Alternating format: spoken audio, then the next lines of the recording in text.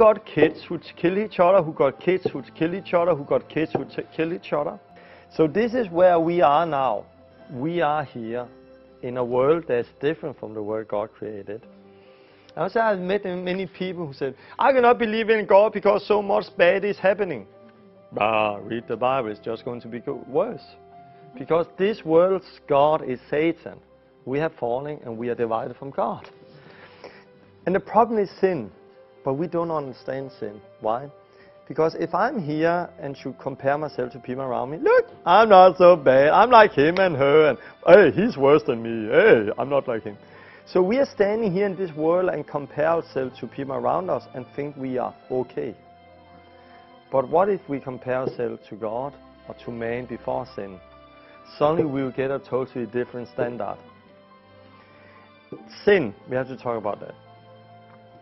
God, Jesus said, no liars is going to enter the kingdom of God. Every liar is going to get thrown into the hell of fire. And we then think, come on, lying is not so bad. It's not like this and this and this. But we have to understand something about sin is really important.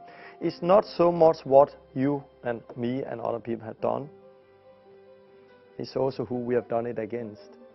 I have a daughter who's 10 years old. If I lie against my daughter, she cannot do anything. She's just 10. If I lie to my wife, I can get problem. If I lie to my boss on a job, I can get fired. If I'm in a court and lie to a judge, I can go to jail. So we are talking about the same thing. You may not lie, but the punishment is so totally different. Not so much what you do, but who do you do it against. The more authority a person has, the stronger is the judgment going to be.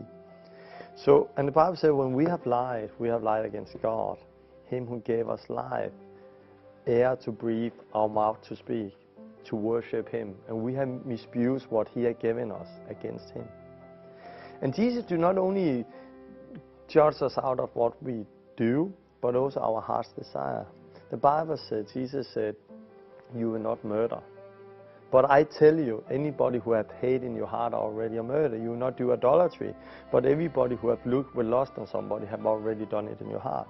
So maybe you have not physical, we are not physical being out doing it. But it don't matter from God. It's so important because I always thought I was a good person. Really, I was really a good person. But when I saw the standard, and this is important, like you're from Scotland, when I go to England and drive in the wrong side, I should drive in your side, but sometimes I forget it, and I drive in my side and I get problems. If I get problems, it don't matter I say to the policeman, yeah, but I'm from Denmark, we do it like that in Denmark. He don't care where I'm from because now I'm in your country and I have to obey your laws. One day we're going to stand in front of God. And He don't care about our standard. He don't care about what we think is right and wrong. He cares about what is right and wrong, the standard He has set up. And try to imagine that I, in my telephone here, have a special app. And I can take a picture of you, and I can take your whole life and put it on my computer now. I know you've done a lot of good things, a lot of amazing, fantastic things, and help people. But the problem is I don't see it. Because when you are in a court, in front of a judge, you are not there because of the good things you have done. You are there because of the crime you have done. And this is the only thing I see.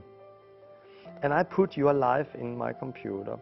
Not only what you have done, physical, but also what you have not done, what you should have done, what you have said, and what you have thought in your life. And I make a video about your life, the unclean things. We talk about sexual things, we talk about evil things, we talk about lying and stealing and cheating. And I only focus on that, and I put that video in, and I will show it on the big screen behind me in front of all of those people here. Would you like that? No. And the interesting thing, you will not like it. Also knowing that everybody in this room is guilty as you are.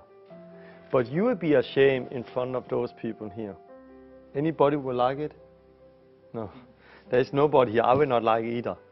So we will be ashamed in this room if people around us would see what we have really done with the door closed and the light turned off. We will be so ashamed. But try to imagine to be ashamed here among sinners, and the people who have sinned, and one day stand total naked in front of holy God, who see everything. That day we will not say, hey, it was my parents' fault, or it was my husband's fault, or I didn't mean it, I'm not so bad. That day we will know one thing: guilty, guilty, guilty. I am guilty and I deserve hell because God is good and I'm not. And this is the problem. God could take everybody and throw everybody to hell and still be good and still be loving, because He's not the problem. We are. We have sinned. The Bible says, have you broken one of the law, you are guilty in the more. It's not like you can have 2 out of 5 and so on. One time, maybe you have not murdered, but have you had sex out of or before marriage, you are guilty in the more. And it's only one time. God couldn't throw everybody to hell, but He didn't. He did something amazing. He did something different. He sent His Son, Jesus Christ. He came down here. Not born in sin of a man, born by God. And He walked here among us like a man. Without lying, without stealing, without having sex before marriage, looking with lust on somebody, without doing the things we have done. When He was 13 years around, He got baptized in water. When He rose up again, the Spirit of God came over Him. And He got filled with the Holy Spirit. From that moment on, He went around preaching the gospel, healing the sick, and commanding people all over to repent. Then He got hung up on the cross and He died. If He had one time lied, one time stolen, one time done what we have done, He had been guilty. But because He was the only man ever without sin, He rose up. And He's now sitting beside God's right hand, and He has sent His Holy Spirit down here. What do we need to do now? The Bible says we have to be born again. We have to repent toward God. Then we have to get baptized to Jesus Christ, and then we receive the Spirit of God. What is repentance? Repentance is to recognize I have sinned, not only against man, but I have sinned against God. I have broken God's law, I have sinned. And you recognize that and you turn away from that sin and ask forgiveness and put your faith in Jesus. When you do that, something amazing is going to happen. God is going to take the stone heart out and give you a new heart. And it's like our conscience. When baby is born, they don't recognize good and evil, they're without sin. And they run around naked. And I didn't have problem with being naked and running around when I was a child.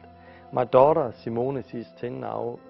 She's 10. If she takes a shower, I can still go in and do other things. But I guarantee you, my daughter, who's 14, go out right now! Because there come an age where they recognize good and evil, they recognize sin. They become conscious against sin. And it had to do with the conscience. I remember when I was a child, I remember one time I stole something in a shop. It cost a ½ pound or something. It was just nothing. But when I came out, it was an accident. I came out and saw it was in my jacket. I'm a thief. I've stolen something. For me, it was like, first time I did, like, I'm a thief. But I also guarantee you that later, when I got too much to drink, I stole a bicycle, and later I just stole a bicycle because I didn't want to walk anymore, and I stole one more because I've done it before. And it was not a problem anymore. And this is what we see today. There's people who